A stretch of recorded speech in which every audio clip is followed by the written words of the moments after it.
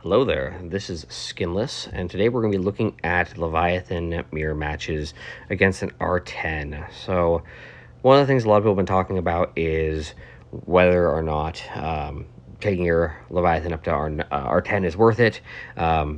So this is going to give you just an idea of the difficulties. So the specific battle that I'm going up against here, my opponent likes to place the 3 Empire ships in the reinforcements so that no matter what, you are always going second and they will get ultimate. So this kind of is going to be a breakdown to give you an idea of how difficult this battle is. Now my opponent has all our 7 pilots, so it's not as crazy as it can get. However, it's going to be a race to the finish to the end and hoping you get the proper RNG.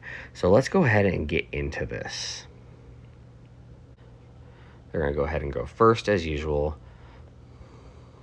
We're going to go ahead and just throw some attacks out there, just try to take some, get some hits on them. It's pretty standard stuff at this point right now until you start getting into reinforcements and pushing from there. So I'm just going to go ahead and heal up.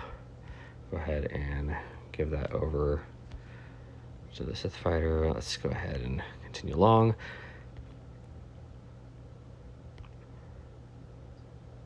All right, so they've got their second bit out there, so I'm gonna go ahead and just kind of hit again.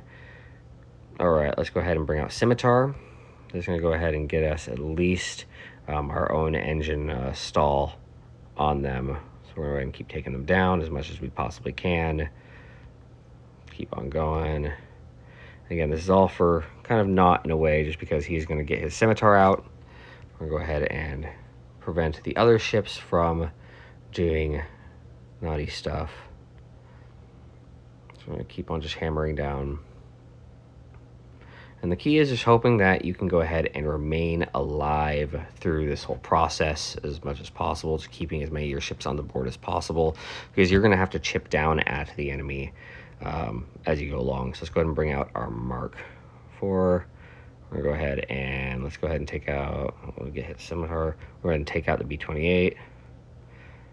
Now let's go ahead and we're going to need to just go all guns blazing as hard as we can just to try to get as many ships out as we possibly can. So he got his ultimate off. So there we go. We lost our capital ship. This is where things are going to start getting a little dicey.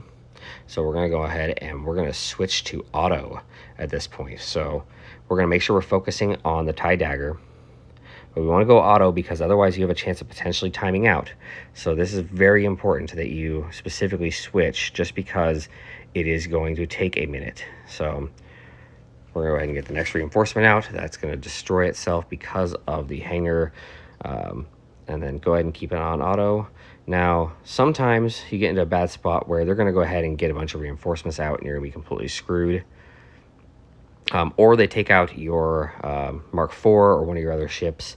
That can be detrimental for sure. So it's just going to be an all-out war in this last little bit. They're going to get one more ship out. All right, let's go ahead and keep focusing on him here.